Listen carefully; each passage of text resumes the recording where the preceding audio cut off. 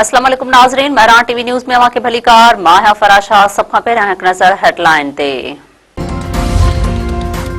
हरम्स वारे सामूंडी लंघ जी बंदिश ते अमेरिका B-2 बमबार जहाज़ ईरान रवाना करे छॾिया। अमरीकी सेंट्रल कमांड पारां विच ओभर में वधीक फ़ौज मोकिलण जो ऐलान।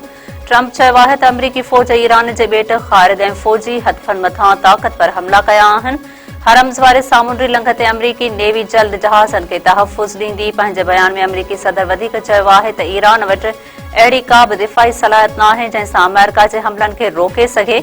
ईरान जी अकुलमंदी हथियार फिटा करण में आहे। सिक्योरिटी फोर्सेस अफ़गान दहशतगर्दनि जा ड्रोन हमला नाकाम बणाए छॾिया। पाक फ़ौज जो तर्जमान चयो आहे त 13 मार्च ते अफ़गान तालिबान पाकिस्तान मथां ड्रोन हमला कया।